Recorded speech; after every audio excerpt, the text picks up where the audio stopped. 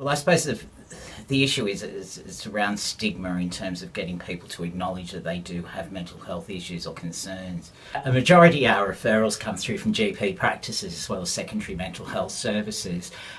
We see it as a constant stream of the genders coming through on those referral systems and things like that. But since we've started the Reach Out, Start to End Suicide campaign, we've become more aware of the gender bias towards men in terms of suicide rates.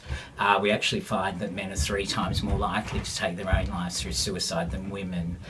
This basically comes back to the issue around stigma. It's about men feeling that it's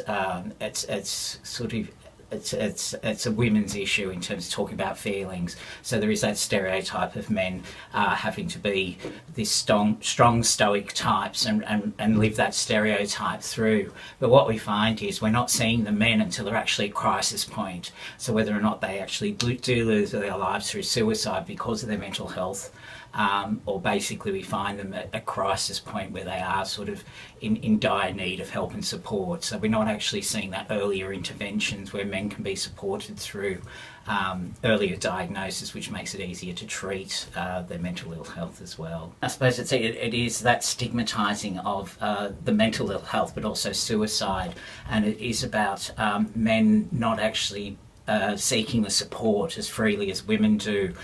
They're not as open, they don't have the support structures that women have in place, where the gender bias comes through. So men find it more difficult to talk about their emotions and their feelings than women do. So basically we find that the support structures, because some of the statistics we've found is that men, I think it's over 1/3 of men with mental health issues either didn't disclose or took over 2 years to disclose to family, friends or loved ones that they were experiencing mental ill health problems. Failing that initial support structure there, it makes it more and more increasingly difficult to support people through mental ill health. So what you find is that people again are leading to a crisis point where the support will finally kick in.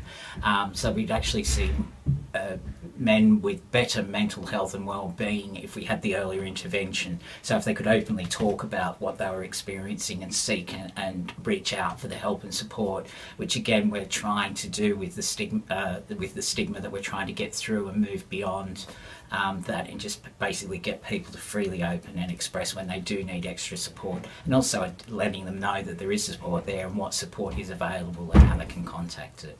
I think a lot of it is about conditional behaviours as and when we grow up. There is the stereotypes and the roles that go along with those in our current society that sort of makes that masculine male role incredibly independent, forthright, and basically almost indestructible, if you like, whereas those women are more open about their feelings and are brought up to talk freely about them. Of course, not all women or all men are in those categories, but again, it's I think that bias interferes with people about mental ill health, and when they can and will discuss that they are experiencing issues. One of the biggest problems we're facing at the moment around suicide is in the workforce of construction and contract workers. So what we're doing is we're actually going to take a bit of a roadshow, if you like. We're calling it Builders Lunch. So we're going to take free pizza around to some of the building sites over the next spring, and we'll be openly discussing with them around support services, suicide prevention strategies, and just promoting a better sense of well-being, but also starting those conversations with them. So hopefully, as and when they're needed, they will be able to sort of locate those support services that are available for them.